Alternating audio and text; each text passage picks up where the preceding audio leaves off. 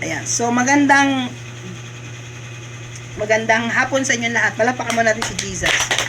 Okay. Nagtanong po ako sa inyo kanina kung ano po yung gusto nyong topic. No? Kasi wala pa po talaga ako naihandang topic. No? Handa naman yung puso ko magturo. Amen? Kasi parang inisip ko kanina, yung topic ko kayo ng umaga sa DRT, kung itatopic ko ngayon, parang may change yung heart ko eh. So, nag-grace kanina si Ate Shaira, sabi niya, sa buhay na lang daw ni David, yung covenant ng Diyos kay David. Okay? So, yun. Pag-usapan po natin si Haring David. Sino po nakakilala kay Haring David? Amen. Anong pagkakaalala nyo kay Haring David? Giant killer. Siya yung pumatay kanino? Kay Goliath. Gano'n pa katangkad si Goliath? Malaki. Alam nyo ba na possible si Goliath ay nasa 9 feet? Fully armored po siya. Fully armored. Ngayon, ito pong si David, no, explain ko lang po, bigyan ko ng example, no. Ito pong si David, ang tatay niya po ay si Jesse. Si Jesse po yung kanyang tatay. Nung nagkasala si Haring Saul, dahil lang sabi ng Panginoon kay Saul na patayin ninyo lahat ng hayop, wala kayong ititira. Ang ginawa ni Saul, natakot siya dun sa kanyang mga tauhan. Sabi niya, Manari, bakit ninyo papatayin yung mga hayop? Ito nga yung mga tupa, lulusog. Bakit hindi na lang natin siya igawing ihandog sa Panginoon? Kaysa patayin natin, ang utos, patayin lahat. So dumarating ang time, natakot itong si Saul sa kanyang mga tauhan. So hindi niya sinunod ang boses ng Panginoon. Kaya ang nangyari sa kanya, na dumating si Samuel, ang sabi niya, anong ginagawa mo? Mas mainam ang pagsunod. Sabi doon, obedience is better than sacrifice. Marami kayong mga sakripisyo sa Panginoon, marami kang gustong isakripisyo kay Lord, wala ka namang obedience, wala ka namang pagsunod sa Lord. Hello? Amen po ba? Yung simpleng pagsisimba lang, hindi kayo nakapunta na simbahan, tapos ang dami yung hiling kay Lord. Sabi sa Bible, if you are under covenant, sabi nyo nga po covenant. Si Lord tutupad sa covenant. Ibig sabihin ng covenant, may kasunduan kayo ng Panginoon. Pag Kristiyano ka, may kasunduan kayo ng Lord. So si Lord, depende ngayon doon sa galaw mo, sa position mo, at sa pagsunod mo doon sa covenant na ibinigay niya sa'yo. Inuusapan ninyong dalawa. Tama hindi? Kaya nga papansinin ninyo, yung mga Bible verses natin, lagi may word na if, kung. Alam niyo ibig sabihin ng kung? Ano yun? Kung susunod kayo sa akin, kung di ringgin ninyo ang aking tinig, ibibigay ko sa inyo ito. Kung hindi, ganito mangyayari. Hello? Amen. So, ito po si Haring David. Siya po ay naging magiting na mandirigma sapagkat siya po sinamahan ng Panginoon. Alam niyo bakit po siya sinamahan ni Lord? Kasi ganito po yun. 8 po sila magkakapatid. Pang-8 po si Haring David. Ito po si David, ang trabaho niya ay pastol, tagapangalaga ng tupa. Ngayon, yung kanyang mga kuya, yung kanyang mga kapatid, magaling, mga mandirigma, mga sundalo sa panahon ni Saul. Kaya sabi ng Lord, bakit mo ba iniiyakan? Sabi niya kay Samuel, bakit mo ba iniiyakan? Itong si Saul, umalis ka na dyan. Sabi niya, pumunta ka sa bahay ni Jesse at yung kanyang isang anak ay italaga mo sa akin, gagawin kong hari. Ayun. Kaya napili po si Haring David. Ngayon, nung siya po ay nilangisan po siya na simula po nang nilangisan si David, sumakan niya na ang espiritu ng Panginoon. Hello. Pag sabihin niya po sumakan niya, ibig sabihin nun, sinamahan siya ng Panginoon. Hello. Amen. Alam niyo ba na pag wala yung pagsama ng Lord sa buhay ninyo, giwang-giwang ang buhay mo. Amen. Isang araw, iiyak ka na lang, kakanta ka na lang ng manok na pula. Naggewang-gewang. No? Alam mo yun? No? Alam mo yung umpisa na kanta na yun? Yung asawa mo, punta ka ng Palawan, ipadala mo to sa probinsya kay nanay. Di ba? Ano yung opening na kanta na yun? Punta ng Palawan, di ba? Ano yung kanta na yun? Basta yung ganun kanta na yun. Diba? Magpunta doon siya ng Palawan, sabi doon sa kanta, tapos nakakita doon siya ng sabong, yung ipangpapadala niya sa Palawan, trinay niyang itaya doon sa manok na pula, no? No? Kaso nangyari, naggewang-gewang. Ganon yung buhay natin. Pag wala yung pagsama ng Lord sa buhay mo, gegewang yung buhay mo. Ang problema, ang tao ayaw lumapit kay Lord. Tama hindi? Gusto natin si Lord, isolve yung problema natin, pero yung relasyon natin sa Lord, ayaw natin ayusin. Totoo hindi? Maniwala kayo sa akin, ang tao lumalapit lang kay Lord, hindi Panginoon ang hinahanap, pahingi noon. Kasi wala naman talaga tayo, kasi totoo lang, kung mahal nyo si Lord, ako kaya hindi ako nagpa-follow up eh. Why should I follow up? Bakit ko kailangan mag-follow up sa inyo kung magsisimba kayo o hindi? Kasi pag hindi kayo nagsisimba, isa lang yung ibig sabihin nun, hindi nyo mahal si Lord. Amen. Kasi kung totoong mahal mo si Lord, dapat priority mo siya. Dahil nasa naman ninyong magmahal, di ba? Pag nagmahal kayo, priority nyo hindi. Yung pagkain, priority nyo hindi. Di ba? Di kayo makakatulog. Ang sarap ng ganyan, no? Masarap pala yung wala palang sandalan. Di ba? Kasi pag inaantok ka na, pag gano'n mo, may electric fan sa likod. Hello. Ngayon, basahin ko po ito. So, ikalawang Samuel chapter 7, verse 1 hanggang 17. Ang kasunduan ng Diyos kay David. Sabi niyo po kasunduan. Pag sinabi mong kasunduan, may pangako sila sa isa't isa. Wow! Amen po ba? Amen. Ibig sabihin, nangako ang Diyos kay Haring David. Amen. Hello. Alam niyo ba yung buhay niyo nagsisimula ang success ninyo nagsisimula sa isang pangako? Amen. Ulitin ko po Sabi niyo pangako. Kasunduan. Ano ibig sabihin ng kasunduan? In English mo lang ate. Siyempre, kinagalog mo eh. Naalala niyo yung dalawang nagmamahalan na nagkasundo sila na paglipas ng panahon sila'y magkakatuluyan? Yun yung tawag na kasunduan. Pangako po yun sa isa't isa. Amen. Meron silang sumpaan. Basahin ko lang po, no? Ikalawang Samuel, chapter 7, verse 1 hanggang 17. Si David ay panatag nang nakatira sa kanyang palasyo. So, matagal na po ito. May edad na si David. Sa tulong ni Yahweh, hindi na siya ginambala ng kanyang mga kaaway. Tinawag siya, okay, sino po ang tumulong sa kanya para hindi na siya gambalain ng kanyang kaaway? Yahweh. Sino po? Si Yahweh. Oh, sabihin nyo nga po si Yahweh. Si Yahweh. Ngayon, sa panahon natin, sino kaaway natin? Sarili Yahweh. Ha? Si Yawa. No? Si Satanas. No, hindi si Dagul. Kaya na tinatawag ni Yahweh. Yahweh nga tawag mo. Tinawag niya si Nathan at sinabi, ang tahanan ko'y yari sa Sidar, samantalang nasa isang tolda lamang ang kaban ng tipan. Yung kaban ng tipan po, yung simbahan kasi nila dati, tolda lang. Tolda sa panahon po ng nila Moises. Ngayon, sabi ng Lord, sabi niya kay Propeta Nathan, pumunta ka kay Haring David. Kasi siya yung hari. No? Sumagot naman si Nathan, isagawa mo ang iyong iniisip, sapagkat si Yahweh ay sumasa iyo. Ngunit ng gabi ring iyon, sinabi ni Yahweh kay Nathan, pumunta ka kay David na aking lingkod at sabihin mo, ipagtatayo mo ba ako ng tahanan? Itong tanong ng Lord. Okay, ulitin ko po. Anong tanong ng Panginoon kay Haring David? Ipagtatayo mo ba ako ng tahanan? Magandang tanong, hindi? Okay, ito. Ito. Ang tawag dito, altar. Tama, hindi? Tama.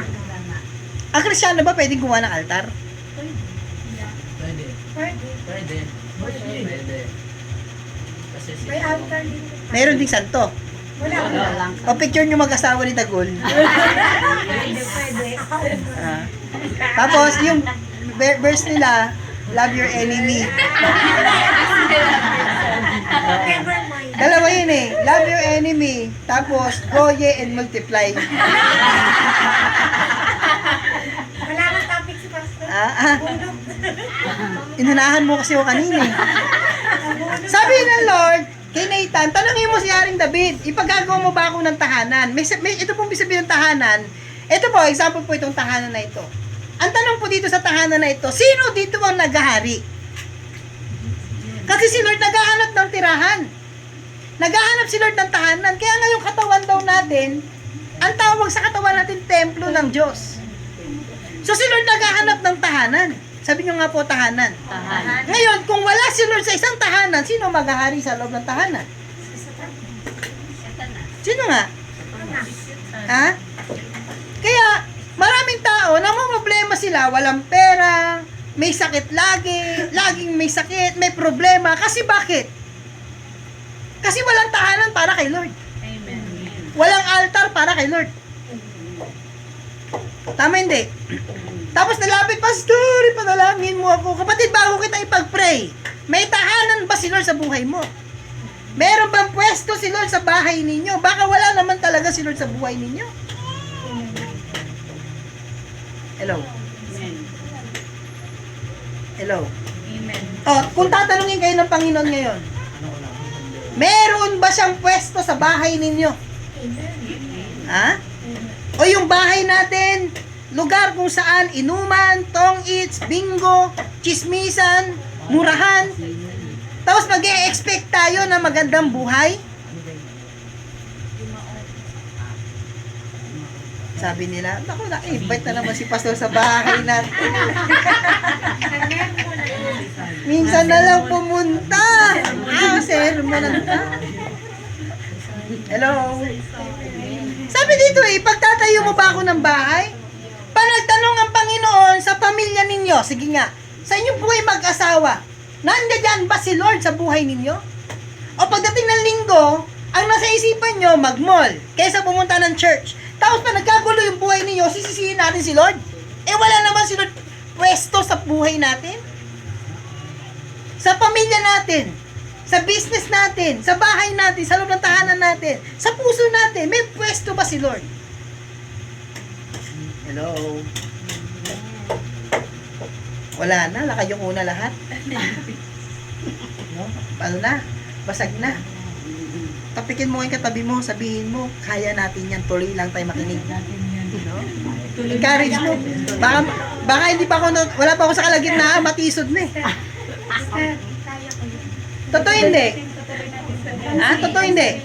Sabi ng isa, sabi ng barbero, alam mo, sabi sa bata, hindi ako naniniwalang may Diyos. Tingnan mo yung labas ng barbershop. May salamin eh. Tingnan mo yung pulubi na nasa labas. Kung mayroong Diyos, bakit may pulubi? Sabi ng bata, oo nga po no. Dumaan na naman yung isa pa nanghihingi ng lilimos. O tignan mo, sabi ng barbershop, barbero, alam mo, di na ako naniniwalang mayroong Diyos. Kasi kung may Panginoon, di sana naayos na yung buhay ng mga nasa labas na yan. Sabi ng batang 12 years old. Alam niyo po, hindi rin po ako naniniwalang may barbero eh. Sabi niya, bakit naman? Kasi may dumaan lalaki, pangalan Pastor Ronald, maba po. Haba. Bakit di ka naniniwalang may barbero? Sana kung may barbero, di sana nagupitan yun. Dumaan na yun.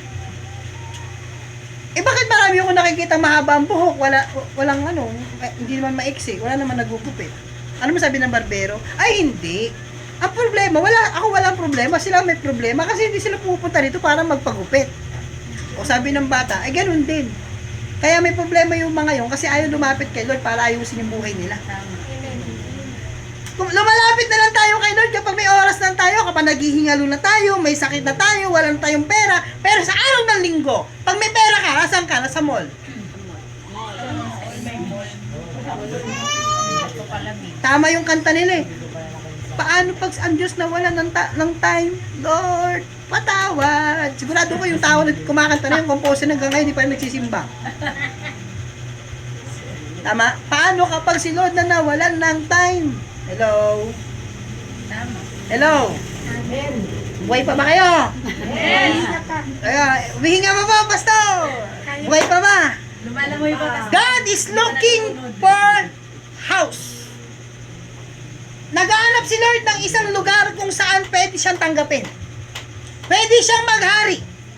Sa isang buhay, sa isang pamilya, sa negosyo, sa pag-aaral, saan man lupalop. Meron pong isang kwento. Meron pong isang bahay. May kumatok. Tsaka yung Nung pinuksan niya, nakita niya si Satanas ang kumakatok. Ang ginawa niya, Jesus name! Sinarado niya yung pintuan. Pagdating ng madaling araw, alas 3, may kumatok na naman. Pa-prayer niya, Lord, pumasok ka dito sa bahay namin. Pagdating na alas 3 sa madaling araw, may kumatok. Nervyos siya. Nung pagbuksan niya, si Lord Jesus Christ. Sabi niya, Lord, thank you, thank you, thank you, thank you. Alam mo ginawa niya? Lord, sabi niya, eto yung susi. Sabi niya, susi ng kwarto namin. Pasok daw kayo sa susi, sa kwarto. Di, binuksan nila yung kwarto. Pumasok kayo yung susi. Sinarado niya. Pagtungtong ng alas 4, may kumatok na naman. Pagbukas niya, si Satanas na naman. Lord, lumabas ka dyan, Lord. Sabi niya, Lord, lumabas ka dyan, Lord. Tulungan mo ako dito. Alas 4, alas 5, alas 6. 3 oras. Si Satanas na sa labas ng pintuan, gustong pumasok. Maya-maya, nilapitan niya na si Lord. Kinatok niya doon sa kwarto. Lord, bakit di naman niyo ako tinutulungan? Si Satanas na sa labas ng pintuan, bakit hindi niyo po ako tinutulungan? Sabi niya, anak, pasensya ka na. Kasi yung susi binigay mo sa akin, maliit na silid lang. Hindi mo binigay sa akin yung susi ng main door niyo. Anong ibig sabihin nun?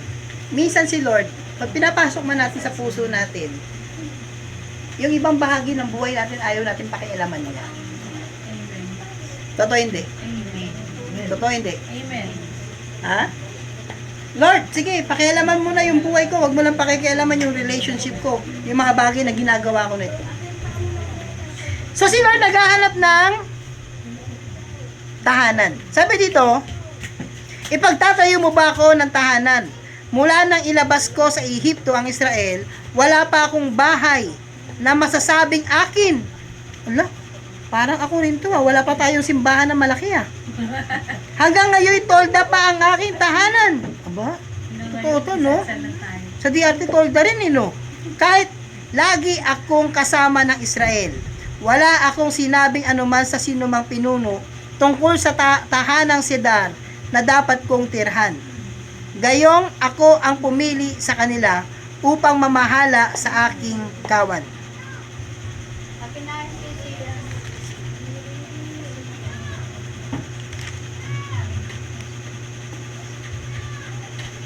Okay, tuloy ko lang po. Kasama mo ako, verse 8. Sabi mo rin sa lingkod kong, 7 pala, verse 7. Kahit lagi kong kasama ang Israel, wala akong sinabing anuman sa sino mang pinuno tungkol sa tahanang Sedar na dapat kong tirhan. Gayong ako ang pumili sa kanila upang mamahala sa aking kawan. Verse 8. Sabihin mo rin sa lingkod kong si David, ang salitang ito ni Yahweh, kinuha kita mula sa pagpapastol ng tupa upang gawing pinuno ng bayang Israel. Okay. Okay. Si David, ang unang inutos sa kanya, anong utos sa kanya ni Lord? Ha? Ito sa chapter 7 na to. Tinanong niya, unang tanong niya, ipagagawa mo ba ako ng tahanan? Ito pong kagandahan doon. Actually po, hindi po si David ang nagtayo ng templo. Kasi sabi niya, yung kamay mo kasi, pumatay ka ng maraming tao. Kasi si David po ay mandirigma po siya. So may dugo po yung kanyang kamay. Sabi niya, hindi ikaw. Kaya ang ginawa ni David, siya yung nag-ipon ng lahat ng kakailanganin ni Solomon para maitayo yung templo. Pangalawa, sabi dito, verse 8, sabihin mo sa lingkod kong si David ang salitang ito ni Yahweh, kinuha kita mula sa pagpapastol ng tupa upang gawing pinuno ng bayang Israel. Sino po pumili sa kanya na maging hari sa Israel? Si Lord. Sino po? Si Lord. Okay, ano naman tututunan natin kay David? Una, hindi tayo ang pumili kay Lord. Si Lord ang pumili sa atin. Amen. Naniniwala ka doon? Bakit napili si David? Bakit siya napili? Why? Bakit napili si Haring David? Among his siblings, David found by God. Why?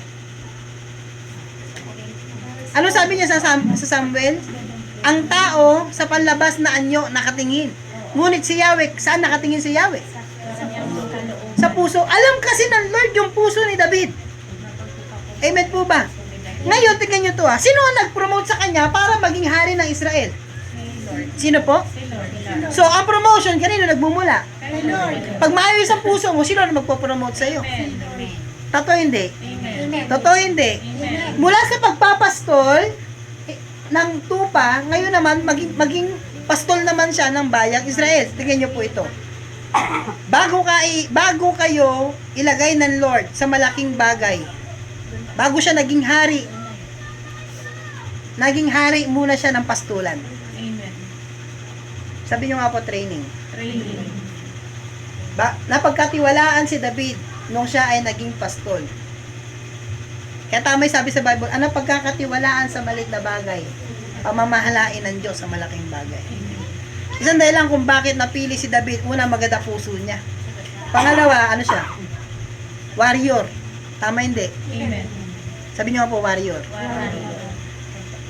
Alam mo sa buhay natin, kung hindi ka warrior, susuko ka. Taas niya kamay dito, yung dumating sa point ng buhay niya na parang suko na siya. Hindi, totoo yung totoo lang. Sumuko ka talaga sa buhay. Alam mo, ako dumating na ako sa point ng buhay ko na gusto ko na maglibang bansa. Totoo. Gusto ko, pwede ba Lord, bakit sa Pilipinas mo pa ako pinanganak? Di sana sa Korea na lang ako di sana puti ko ngayon. Alam mo siya, nainis ako ganun di ba? Hanggat singkit yung mata ko, may kaya ko. Kaya gusto ko sa China na lang ako panganak, sa Amerika. Kasi alam mo bakit? Sa politika pa lang sa Pilipinas, nakaka-stress na Totoo hindi? Hello? So, itong si David, mula sa pagiging pastol ng tupa, napili ng Panginoon. Bakit? Una, maganda puso. Amen. Pangalawa, mandirigma. Si Lord kasi, sino dito gusto mong gamitin ka ni Lord? Taas kamay. Si Lord, ang pinipili ni Lord, mandirigma. Sabi nyo nga po, mandirigma. Ayaw ng Lord na may tawag dito, duwag. Sister Jen, kung gaano ka dapat katapang kay Dagul, dapat 7 times na mas matapang ka lumaban sa kaway. Amen. Ha? Papatunda ka sa palas. Palas na buhay. Sabi kanina, ewan ko, si Ana yata nagsabi, si Ana ba ikaw ba nagsabi nun? Sa dam, nadaan yata sa inyo. Na, nag-aaway yata si Dagul tsaka si Jerry Lynn. Siyempre siya, nakita niya siguro, para sa kanya parang, ano yun, parang, ano yun big deal yun, big deal. Sabi niya sa dam, nag-aaway Sabi ko, wala yun, normal lang sa kanila yun. Sabi nga natin, Susan, ang hindi normal pag nakikita ko kayo po. Kinuha kita mula sa pagpapastol ng tupa upang gawing pinuno ng bayang Israel. Una po, maganda puso. Sabi niyo po, maganda puso. Nakita niyo yung bata, yung 14 years old na Marel? Hindi porke tahimik, mabait. Alam mo ba, sabi nung yung lalaki, yung isang kasama niyang 15 years old, nung pumasok daw siya sa bahay nung kapitbahay, kasi nagtatago siya, mukha daw mabait Hindi pala lahat ng mukhang mabait. Minsan yun na nakakatakot. Sabi dito, kinuha kita mula sa pagpapastol ng tupa upang gawing pinuno ng bayang Israel. Bakit napili ng Diyos si Haring David? Why? Bakit napili niya si David na maging hari sa Israel? Mula sa pagpapastol ng tupa, napili siya. Bakit? Una, yung puso niya. Pangalawa, warrior siya. Pangatlo, napagkatiwalaan siya doon sa mga tupa ng kanyang ama. Amen. Sabi niyo nga po, napagkatiwalaan. Kayo ba napagkakatiwalaan ba kayo ng Diyos? Hello? May 4 na bagay na pinagkatiwala sa atin si Lord Ano yung una? Una, yung relasyon mo sa Kanya. Kamusta relasyon mo kay Lord? Sister Pe, nagbabasa ka ba lang araw-araw ng Bible? Araw-araw. Kapag ako lang mag-isa, nandun ako sa Parang nakita kita, may rosaryo ka pa Gano'n ka ba kadalas Habang nagbabasa, Madalas na dalawa kayo. Kala ko nga nag-speaking daw siya kasi may pumipindot-pindot ka. Parang ano yun, yung ano, yung sa Korean. Ha? Una, lang. Una, ano yung apat na pinagkatiwala ng Diyos sa atin? Una, ang pag-ibig natin kay Lord. Pangalawang pinagkatiwala ng Diyos sa atin, ministry. Sabi nyo nga po, ministry. Kamusta yung church mo? Kamusta yung pagsisimba mo sa simbahan? Walang answer. Ah. Tayo, hingi tayo ng hingi kay Lord. Pag si Lord naman nang hingi sa atin, tayo nagbibigay. Pag tayo sin-offering na, my God. Yung buslo, misa kaya gawin ko dito yon, no? Yung buslo, yung hindi nilipat hanggang di nagbibigay. No? Totoo hindi. Ay, ito pa no? Ang Diyos nagbigay ng buhay sa atin. Yung buhay mo kayo galing? Kay Lord. Ngayon, ang sabi sa Bible, yung 10% ibibigay mo kay Lord dyan. Ang tawag dyan, tithes. Sabi nyo nga po, tithes. Maliban sa tithes, may offering pa. Tama hindi? Hello? meron. Tama hindi? Amen. O ngayon, pagdating mo sa simbahan, sino sa inyo nagbibigay pa rin ng tithes at offering? Pag nagbigay ng tithes lang, wala nang offering. Pag nagbigay Oh. ng offering, wala nang tithes. Bakit? Hindi tayo nagbibigay ng tithes sa church. Bakit? Alam ba ninyo na lahat ng 10% na meron kayo, merong bahagi si Lord dyan? Amen. Totoo hindi? Oh, pagpunta kayo ng simbahan, 2 oras ang church. Darating ka, anyari, anong oras? Alas 3. Darating ka alas 4, di 1 oras na lang. Sa 1 oras na yon, nagkape ka pa, uminom ng tubig, 2 beses ka pa umihi. Tapos, di 30 minutes na yon. Tapos, lutang ka pa ng 10 minutes. O di 20 minutes na lang natira sa'yo. Hello? Amen. Napagkakatiwalaan ba tayo? Si David po napagkatiwalaan po siya. Sa pagpapastol ng tupa, inalagaan niyang maayos ang kanyang mga antupa ng kanyang mga magulang. Hello? Amen. Kaya napili itong si David at si Shaira. Kasi una, warrior siya, mandirigma siya, willing siyang mamatay for the sake doon sa sa kawan ng Diyos. Tama, ang pastor, handang mamatay para sa tupa. Pero ang tupa, ayaw mamatay para sa pastor. Alam niyo ba yon? Inalagaan ni Haring David yung pastulan ng kanyang ama. Amen. Sabi niyo nga po na pagkakatiwalaan.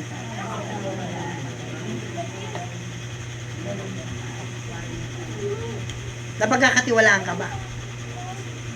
Yung ministry pinagkatiwala ng Lord. 'Di ba? Minsan, gitarista tayo sa simbahan. Minsan, isang linggo nandito ka. Susunod na linggo, wala ka na naman. Next week na naman, pag may event, nandoon ka na naman. Magtatayo na tayo ng ministry, kabuti. Kabuti ministry. Alam mo, kabuti ministry? Susulpot. Hello. Yan mo nga, i-chat mo nga si Benji, baka na-rapture na yun. Naiwan pala tayo. Hindi ba pastor nag-reply kayo sa GC? Kaya nga laging wala. Hello. Pag-chat ko nga yun kanina, sinabihan ko maaga pa. Hindi pa nagpapaalam pag wala. Hindi na siya nag-reply.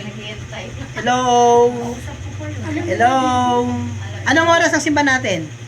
Alas 3. Anong oras kayo dumating? Before 3, dito na kayo? O, sakto.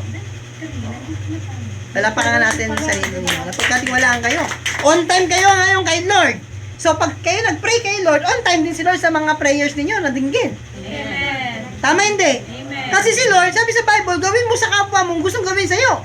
Pag binigyan mo si Lord ng kakaunting oras lang din ang diringkin ng Lord sa prayer mo. Alam mo, natutunan ko yan eh. Sabi sa Bible, draw near to God and He will draw near to you. Kung ano yung step na hakbang mo kay Lord, yun din yung hakbang ng Lord para sa'yo. Amen. Hello? Amen. Kung ano yung sukat na binigay mo kay Lord, yan lang din sukat na ibibigay sa'yo ng Lord. Amen. Hello? Amen. Tama. Bakit napili si Haring David? Sino dito gusto ma-promote? Bigyan ka ng Lord ng negosyo, malaki. Amen. Taas kamay. Bigyan ka ng Lord ng magandang palasyo, magandang bahay. Amen. Eh, paano ka bibigyan ng Lord ng magandang bahay? Yung malit na bahay, di mo maayos. Hello? Hello? Hello? Magsimula muna tayo sa maliit na bagay. Amen. Ay, palakpakan nga natin si Matmat kanina. Kaya nag-preach kanina. Oh, praise God. Napagkamalan ko nga itong, yung 14 years old na namaril eh. Ay! Payat. Tapos nakasombrero din. Salamin. Hindi, magaling yung outline. Sabi ko nga, baka chinat GPT mo yan ha. Hindi daw, pastor. Ganda, ang ganda. Sunod, next week po si Yeye naman. Ay, promise, maniwala kayo. Si Casey parang teacher magsalita. Oo, kulang na lang magpatanggap. Tatanggap na rin ako ulit kay Pai. So, sabi dito, makinig mabuti. Kinuha kita mula sa pagpapastol ng tupa upang gawing pinuno ng bayang Israel. Mga kapatid, tingnan nyo po ito. Mula sa tolda hanggang sa templo. Maaring yung buhay mo ngayon nasa tolda pa lang. Pero gusto mong i-promote ka ni Lord sa magandang templo, ayusin natin yung puso natin. Hello? Hello? Baka dahil sa baka ngayon wala ka pang pera, humble ka pa. Pag nagkaroon ka na ng pera, baka isasampal ko sa mukha nila yung pera na yun. Katawa ako dun sa sabi ni ate, sino Diba? gusto mong yumaman dito? Sabi niya, ayoko yumaman, baka magmayabang ako. Ha? Ayaw niya Oo, yung pera na na makayabang. Alam mo ba 'yon? Alam niyo ba 'yon? Minsan kung bakit, sabi niyo nga mo motibo. Alam niyo ba si Lord nakatingin lagi sa motibo? Amen. Ba't gusto mo yumaman? Ba't gusto mo magkaroon ng pera? Amen. Hmm? Di kasi Panginoon eh. Isasampal ko talaga yung pera na to sa kanila para makita nila eh. Hello. Sabi dito, verse 9. Una, pinili ng Diyos si David maging hari. Pangalawa, kasama mo ako saan ka man magtungo. At lahat mong kaaway ay aking nilipol. Sabi niyo nga po kasama. Sino dito gusto niyo yung ganitong klase ng covenant ng Lord sa inyo? Sasamahan kita sa lahat. Ng lahat. Amen. Siyempre, lahat naman. Alam niyo bakit nagtagumpay si David? Kasi Dahil sinamahan siya ni Lord. Amen. Alam niyo, may natutunan ako nakarang linggo. Sabi niyo nga po, favor. Favor. Sabi niyo po, favor. Favor. Alam niyo po nangyari, nung hinahanap ni Saul, si David, gusto niyang patayin. Nagutom si Haring David. Pumunta siya ngayon ng templo. Sabi niya, wala ba diyang Wala ba diyang pagkain? Alam mo ba, kinain ni David, at hindi lang siya, pati yung mga kasama niya, kinain nila yung tinapay na handog sa templo. Na dapat, hindi nila pwedeng kainin yun, kasi hindi naman sila pare. Amen. Kasi yung tinapay na yon para yun sa mga Pare. pare lang. Pero bakit si Haring David nakakain ng tinapay mula sa templo na hindi nagkasala? Sagutin yung tanong ko, bakit? Favor sa kanya. Ha? Sabi niyo po, favor. Favor. Gusto niyo malaman kung ano ibig sabihin ng favor? Hello? Gusto niyo malaman ibig sabihin ng favor? Ganito ang favor. Sa bahay na to, wala makakapasok kahit isa. Batas yun. Susunod hindi. Susunod. Eh ako may-ari. Amen. Pero, Jerilyn, mayroon ako isang taong pagkakatiwalaan. Bibigyan kita ng duplicate na susi. Buksan mo kung anong oras mo pwedeng buksan. Ang tawag doon, favor. Amen. Hello? Amen. Ang ibig sabihin ng favor, katulad ni Moises. Sabi ni Moses, Panginoon, gusto ko makita yung mukha mo. Ano sabi ng Lord? Walang sino man pwedeng makakita sa akin na tao. Mamamatay ang lahat na nakakita sa akin. Tama hindi? Amen. Walang sino man pwedeng makakita sa mukha ng Diyos mamamatay. Amen. Pero ano sabi ng Diyos kay Moises? Kahabagan ko ang gusto kong kahabagan at kaawaan ko ang gusto kong kaawaan. At sabi niya, tumayo ka dito sa aking kanan, lalagay kita doon sa siwang ng bato at tatakpan ko ng kamay ko yung butas na yon. Makikita mo yung aking likod. Pagdating sa chapter 24 ng Exodus, alam mo ba nakita niya mukha ng Diyos Ama? Amen. Bakit nakita ni Moses sa mukha ng Diyos Ama? Binigyan siya ng Kasi binigyan siya ng privilege, sabi niyong favor. Favor. Pagsasamahin ko na yung covenant tsaka mandate. Sabi niyo po mandate. man. Alam niyo ba kapag may may inutos ang Lord sa inyo. Tingnan niyo po, nung pumasok si David ngayon sa templo, kumain sila ng tinapay. Bakit hindi siya nagkasala? Kasi may susi si David. Amen. Binigyan ng Diyos ng susi si David. Isaiah 22:22. Ibibigay ko sa iyo ang susi ni David. Ano mang buksan mo, walang makapagsasara. Ano mang isarado mo, walang makapagbubukas. Kasi si David ay binigyan ng Lord ng privilege. Wow. Amen. Sabi nyo nga po, privilege. Privilege. Favor. Favor. Ibig sabihin ng favor, kapatid, bigyan ka ng Lord ng susi. Yung susi na yon, lahat nagkakagutom na, pero yung susi ng langit. Kaya nga po sa Matthew chapter Matthew chapter 16, bibigyan ko kayo ng mga susi sa langit. Yung susi na yon, that is favor. Amen. That is covenant. Sabi niyo po covenant. Covenant. Kasi ang covenant ng Lord sa kanya, magiging hari ka ng Israel. Eh during that time, papatayin siya ni Saul. Tama hindi? Amen. Tama. Ngayon, nung nagutom siya, saan siya kumain? Doon sa templo. Bakit hindi siya namatay? Kasi kung namatay siya, masisira ang covenant ng Diyos sa kanya na maging hari. Amen. Kaya, ang covenant ng Lord kay David, ang nag-protect mismo sa kanya. My God. Amen. Hello. Amen. Hello. Iba kapag favorite ka ni Lord. Amen. Maniwala ka sa akin. Iba kapag favorite ka ni Lord. Iba kapag kanang kamay ka ni Lord. Alam nyo ba, si Moises, ang panganay nila si Miriam, ang bunso, sino? Si Moises. Ang pangalawa si Aaron. Nagkasala si Aaron tsaka si Miriam. Bakit? Nag-asawa ulit si Moises ng negra. Nung nagkasawa si Moises ng negra, Ayaw na mga kapatid. ayaw ni Miriam, ayaw ni Aaron. Alam ba nangyari? Sa Numbers chapter 12, nung nagalit si Lord, ba dapat si Aaron kasama doon sa parusahan? Alam mo pinarusahan kung sino lang? Si Miriam. Si Miriam lang. Si Miriam, dahil galit siya sa negra. Bakit negra pinili mo? Alam mo ginawa? Pinaputi siya. Pinaputi siya. Sa magitan ng ketong. Kasi ano siya, racist siya. Ayaw niya ng negra eh. Gusto niya, maputi rin mapakasalan ni Moises. Alam mo, ginawa na niya sa kanya, binigyan siya ng ketong. Namuti siya mula ulo hanggang talampakan. Pero ito matindi. Hindi lang si Miriam ang nagkasala, pati si Aaron. Pero bakit hindi si Aaron pinarusahan? Bakit? Kasi may covenant ang Diyos kay Aaron na siya ay punong pari. Sabi nyo nga po, privilege. Favor. Mandate. Sabi niyo mandato.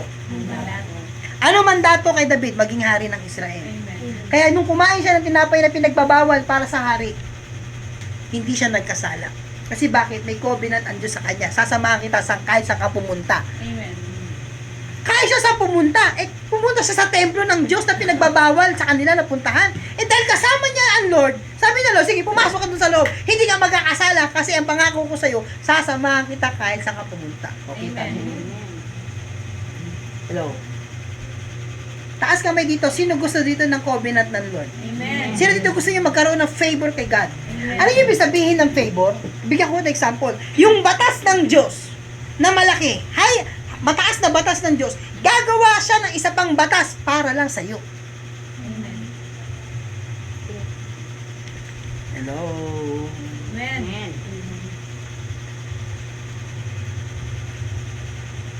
Yung tipong sa panahon ng lockdown, bawal lumabas lahat.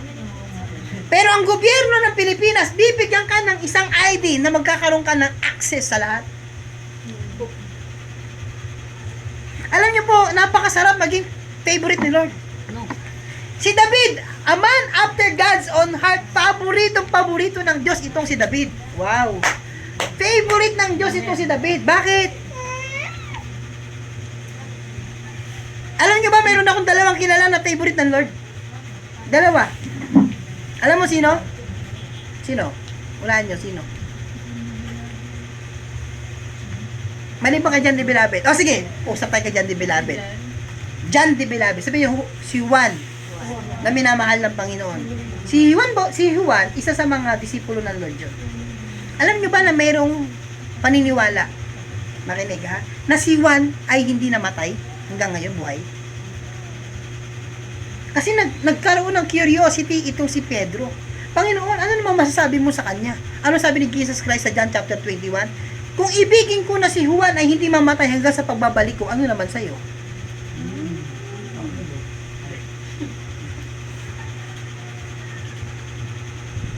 Hello? Hello? Alam nyo ba kapag favorite kayo ng Lord, kakaiba? Alam nyo ba kung si Moises, favorite ng Lord? Alam mo bakit? Alam nyo kung bakit? Eto, bigyan ko ng example. Bakit? Dito sa sa Deuteronomy, basahin ko lang, no? Deuteronomy chapter 34, verse 10. Sabi dito, basahin ko mabuti, ha? Mula noon, sabi nyo, mula noon, ay wala nang lumitaw sa Israel. Wala na. Na propetang katulad ni Moises na nakipag-usap ng harap-harapan kay Yahweh. My God. Sa lahat ng tao, si Moises lang ang napili ng Diyos na kumausap sa kanya ng harap-harapan na hindi namatay. Amen. Wow. Hello. Nandiyan pa ba kayo? Amen. Sige nga. Anong feeling ng ganon? Na ikaw, magkaroon ka ng favor kay Lord. Maging favorite ka ng Panginoon. Nasasabihin ng Lord ang lahat ng sikreto niya. At sabi pa dito, harap-harapan kay Yahweh. Si Moises lang yun, ha? Wala na ring nakagawa ng mga kababalaghang tulad ng ipinagawa sa kanya ni Yahweh. Yung mga miracles na ginawa ni Moises, humati ng dagat, yung tungkod naging ahas, yung bato hinampas lang, lumabas yung tubig, nagkaroon ng mana, nagkaroon ng tubig, iba't ibang klase ng mga himala ang ginawa ni Moises. Yung 10 plagues, di ba? Yung ilog naging pula, lumabas yung mga palaka, mga insekto, pineste yung yung parao, pati yung kampo ng parao. Hello? Mga kapatid, iba kapag favorite ka nun. Amen. Ako naniniwala ko talaga may favor talaga tinatawag. Ano? Ate Ana, ano masabi mo? Ha? Amen. Well, ewan ko pa, buhay pa ba kayo? Amen. Nandiyan pa ba kayo? Sabi dito, basahin ko ulit. Kasama mo ako saan ka man magtungo, at lahat mong mga kaaway ay aking nilipol. Matindi to. Sabi niyo po kaaway. Alam niyo ba ibig sabihin ng kaaway, nilipol ng Panginoon? Walang chismosa na makakalaban sa'yo. Amen. Sa kabilang. Alam niyo ba sabi niya kay Abraham, naging favorite ng Lord si Abraham? Ang sumumpa sa'yo, susumpain ko. Isipin mo, ang Diyos ang maghihiganti dun sa mga taong lumaban sa'yo. Iba yun. Iba kapag nasa sayo ang favor ng Lord. David found favor from God. Sister, makinig ka. Kapag ikaw naging favorite ka ng Panginoon, walang sino man pwedeng kumanti sa'yo. Amen. Hello. Ang tanong, Pastor, paano ba maging favorite ni Lord, no? Hello. Gagawin kong dakila ang iyong pangalan tulad ng mga dakilang tao sa daigdig. Wow. Hanggang ngayon pinag-uusapan pa rin si David. Nangyari ba ito sa buhay niya? Amen. Naging dakila ba pangalan ni David? Amen. Bibigyan ko ang Israel ng kanyang lupa at doon patitirahin. Wala nang gagambala sa kanila roon. Wala nang taong mararahas na alipin sa kanila tulad nung una. Buhat na maglagay ako ng hukom nila. Magiging payapa ka sapagkat wala nang gagambala sa iyo. Bukod dito, akong si Yahweh ay nagsasabi sa iyo, papatatagin ko ang iyong sambahayan. Pagkamatay mo, isa sa mga anak mong lalaki ang hahalili sa iyo bilang hari at papatatagin ko ang kanyang kaharian. Hanggang sa future ni David, may pinangako na ang Panginoon sa kanya. Amen. Siya ang magtatayo ng templo para sa akin at sa kanyang angkan magmumula ang maghahari sa aking bayan magpakailanman. Ako'y kanyang magiging ama at siya'y aking magiging anak. Kung siya'y magkasala, parurusahan ko siya tulad ng pagpaparusa ng ama sa nagkasalang anak. Ngunit, ang paglingap ko sa kanya ay hindi magbabago. Di tulad na nangyari kay Saul. Kita mo, may comparison. Hello? Amen. Magiging matatag ang iyong sambahayan. Ang iyong kahari ay hindi mawawaglit sa aking paningin. Favor talaga ito, kapatid. At mananatili ang iyong trono magpakailanman. Isinaysay nga ni Nathan kay David ang lahat ng sinabi sa kanya ni Yahweh. Sabi nyo nga po, covenant. Amen. Alam nyo ba, lahat ng destiny nagsisimula sa covenant? Amen. Ate Shaira, may covenant na ba sa'yo si Lord? Yun lang. Ha? Alam niyo ibig sabihin ng covenant? Sabi ni Lord kay Abraham, Abraham, lumabas ka. Nagkaroon siya ng pangitain. Sabi niya, tingnan mo yung bituin sa langit. Nabibilang mo ba yan? Hindi po, Panginoon. Ganyan kasing dami ng bituin ang magiging anak mo. At sabi ng Lord, sabi ni Abraham, Panginoon, paano ko po malalaman? Paano po matutupad yun? Wala po akong anak. Hindi niyo po ako pinagkalooban ng anak.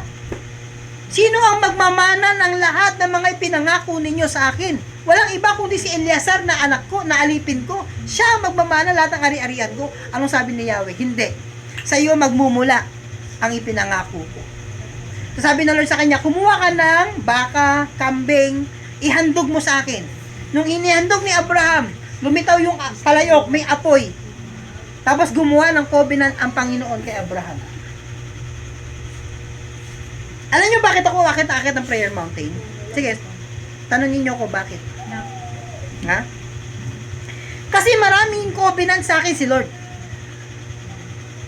Marami siyang ipinangako sa akin. At lahat ng ipinangako ng Lord sa akin, hinahanap ko lagi sa Kanya. Hello? Hello? Amen. Napakahalaga, mayroong pangako sa'yo si Lord kung bakit si David hindi nagkasala kahit kumain ng tinapay na galing sa templo. Kasi kasama niya si Lord sa lahat ng kanyang gagawin at ang Diyos mismo ang nangako sa kanya. Hindi si David nangako kay Lord. Si Lord ang gumawa ng covenant para kay David. Special privilege. Kaya kapatid, kaya sabi sa Bible, seek the kingdom. Dapat gumawa, manalangin kayo, mag-pray kayo, Lord, ano ba yung covenant mo sa akin? Ano ba yung pangako mo sa akin na panghahawakan ko? Pag si Lord may pangako sa'yo, pag si Lord may mandato ka kay Lord, sabi niyo po mandato. Ibig sabihin ng mandato, may pinagagawa sa'yo si Lord. Siya rin magpo-protect sa'yo. Hello? Alam niyo ba lahat ng mga tao inutusan ng Lord may protection si Lord? Amen. Lahat ng taong inutusan ng Panginoon, may provision ng Panginoon. Amen. Kaya kung meron kayong pipiliin sa buhay ninyo, hanapin ninyo yung biyaya. Hanapin ninyo yung tinatawag na favor ng Lord. Sabi niyo po favor. Ang favor is special privilege given by God only for you.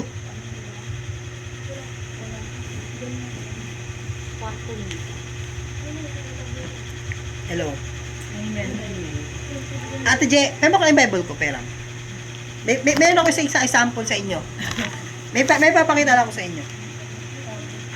Tingnan niyo po, oh. Ito kahapon, galing po ako ng prayer mountain. Tama, hindi? Tama? Galing po ako ng prayer mountain. Ito prayer ko. Nung nakita ko po yung post sa Facebook na yung LGBT, tawag dito, kumakalat na yung kabaklaan, katomboyan, tama? Tama? Nakita niyo ba? Pride month daw ngayon, Pride month. Tapos nandiyan na yung barilan. Magulo na, hindi? Ngayon, itong tanong ko kay Lord. Sabi ko kay Lord kahapon, Panginoon, iunat mo muli ang iyong kamay. Sabi ko kay Lord, iunat mo yung kamay mo, Lord. Sabi ko sa Kanya, gawin mo ulit yung ginawa mo noong unang panahon na gumawa ka ng himala. Gumawa ka ng milagro sa panahon ni Moises. Tama, hindi? Kasi ang generation natin, hindi maniniwala hanggang walang himala. Tama, hindi? Kasi bakit? Ang church ngayon, sa panahon natin, wala nang ibang ginawa kundi mangaral na lang ng mangaral pero walang kapangyarihan. Si Moises, nung siya'y nangaral sa Paraon, nagpakita siya ng mga himala. Amen. Kaya sabi ko kay Lord, Lord, muli iunat mo yung kamay mo. Let your mighty hand come. Sabi ko, ang iyong kamay, Panginoon, muli mong dalhin dito. Sabi ko. At ang sabi ko sa kay Lord, Lord, gawin mo naman akong instrumento mo. Gawin mo akong weapon mo, Lord. Na makita nila na ang langit sumusunod. Totoo, kailangan ng milagro ngayon, hindi? Kailangan yun. Ha? Sabi ko nga kay Lord eh, utusan mo lang ako Lord eh. Doon sa Pride Month na yun, pupunta ako doon, magpapababa ako ng apoy mula sa langit para makita nila, magsusunog lahat sila doon. Kasi sa panahon natin ngayon, ang kulang, banal na pagkatakot. Wala nang takot ang tao sa Diyos. Kasi bakit? Kasi walang ginagawa doon si Lord eh. Ang mga masasama, nagpapatuloy sa pagpapakasama. Minamak pa nila si Lord, pero wala nangyayari sa kanila. Sabi sa Malakias. Hello.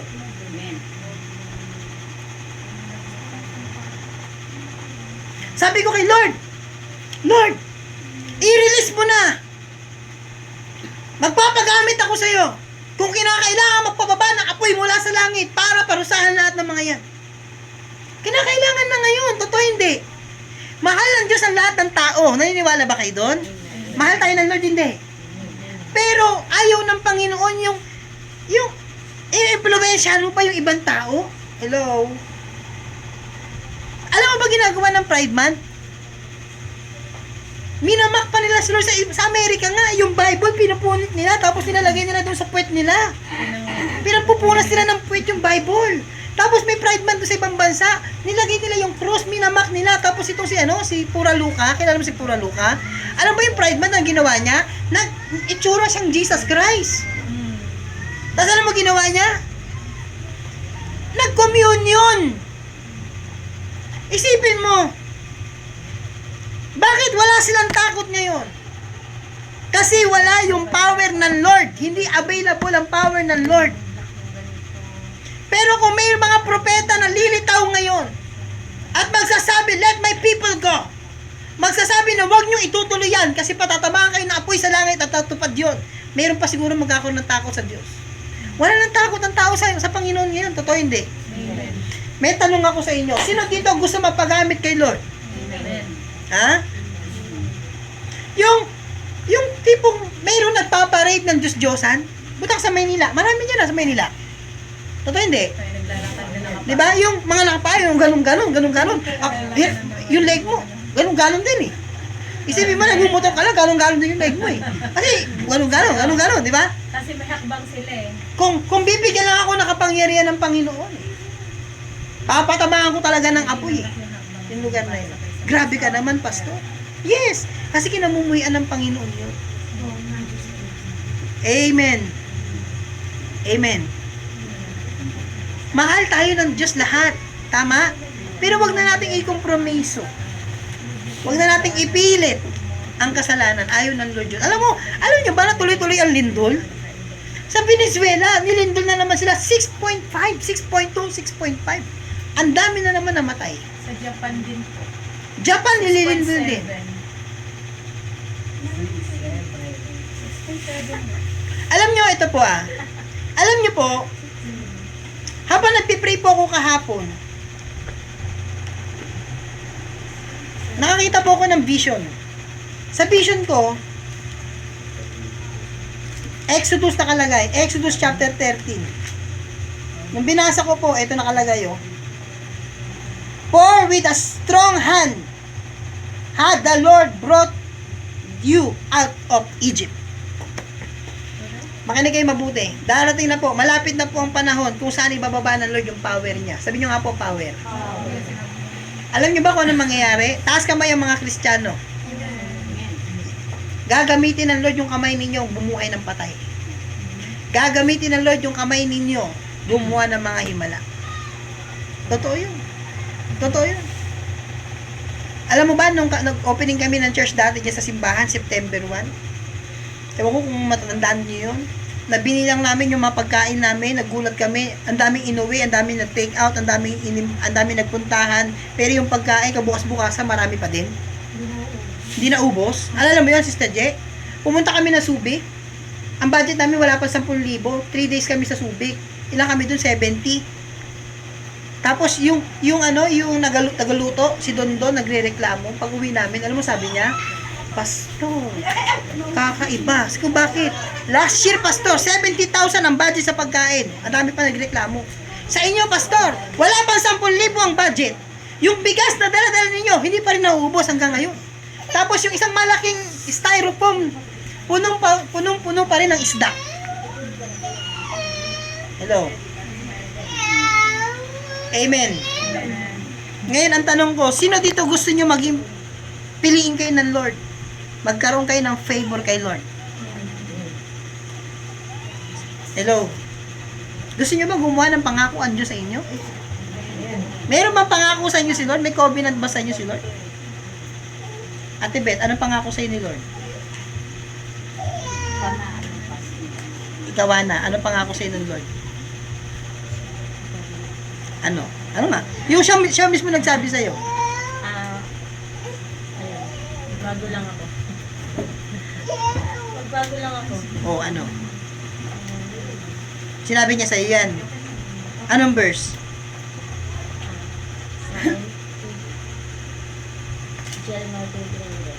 Sister J, sa'yo, ano ang covenant? Pag sinabi mong covenant, si Lord mismo ang nag-reveal sa'yo, si Lord mismo ang nagsabi sa'yo, si Lord mismo ang nangako sa'yo. Sige, Yung 8 yata o 8. ano sabi? Basta yun yung lahat ng sumusunod ang katanggap ako. Depende sa pagsunod mo kung hanggang mo. Hmm. Si Yeye, may pangako ba sa'yo si Lord? Romans 8:30. Ano sabi? Makakapag-ibigay sa atin si Diyos. Sa'yo, Matmat, Isaiah 6:1. o ano sabi? I, the Lord, I, the Lord, the right time. will make it happen. Sa'yo, Jillian, ano pangako sa'yo ng Lord? Ha? Oh, ano sabi dun? Yun lang? Yun lang ang pinangako sa inyo ng Lord? I will fight for you? Wala bang detalye si Lord na ipinangako sa inyo na bibigyan kita ng lupain, bibigyan kita ng mansion, ipagtatayo kita ng isang magandang gusali, tatayo kita ng isang magandang tawag dito, swimming pool. Ang pangalan mo, bibigyan ko, dadakilain ko yung pangalan mo. Pagpapalain ko ang mga kamag-anak mo sa magitan mo, bibigyan kita ng malaking business at bibigyan kita ng maraming anak. May mga ganun bang pangako sa inyo si Lord? Hello? Hello? Ate Jo, sa'yo, ano pangako sa'yo? Isaiah 41:10. Oh, Nung dati, do not be dismayed. Oh. Sa'yo, si Shaira. Ate Pe, sa'yo. talagang pinakaunang verse na binigay Mami. sa anak. Oh, ganito. Ngayon, anong trabaho ninyo? Hanapin si Lord. Mag-pray kayo kay Lord. Isik nyo si Lord. Lord, ano ba yung pangako mo sa akin? Alam nyo kung bakit po ko lagi may dalang Bible? Lahat dito, tawag dito, bigyan ko po kayo ng example. Ayun, October 10, 2025. Lahat ng pinangako sa akin ng Lord. Nakasulat dyan sa Bible ko. O, yan, may mga date yan, Prayer Mountain. 9/27/25. September 27, 2025. Ito naman, October 10, 2025. Lahat ng lahat ng ipinangako ng Lord sa akin, may mga date pa yan, Hello? Nandiyan pa ba kayo, mga kapatid? Ha? Ito, June 27, 2026. Ito yung kahapon, Mount Zion, Pinangako ng Lord sa akin to. Pero yung kabila, may pangako pa rin sa akin si Lord dito, October 30, 2025. Ulaan nyo kung ano to. Ginawa ko pa to ng 2025, October 30, nasa Prayer Mountain ako, Gethsemane. Alam mo kung ano to?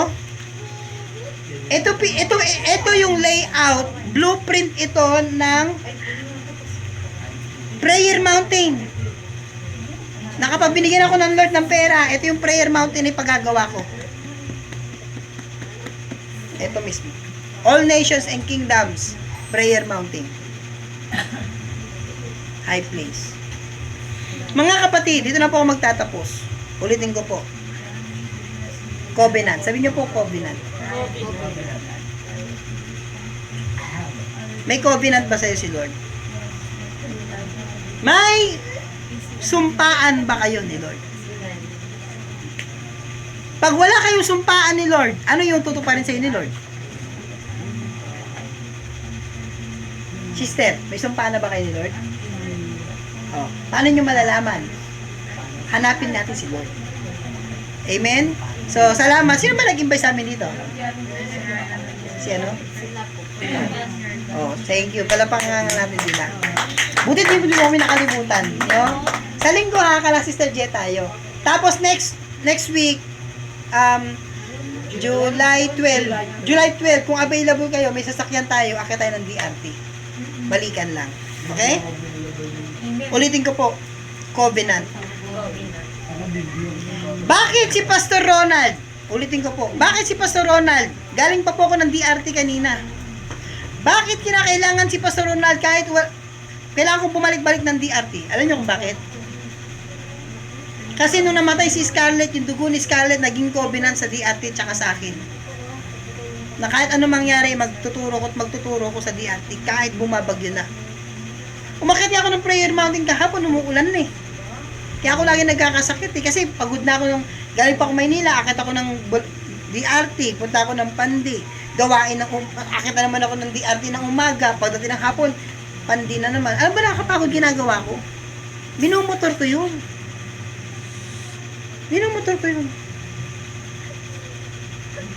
Kasi bakit? May covenant ako kay Lord. At si Lord may covenant din sa akin. Amen. Gusto nyo bang maging ano?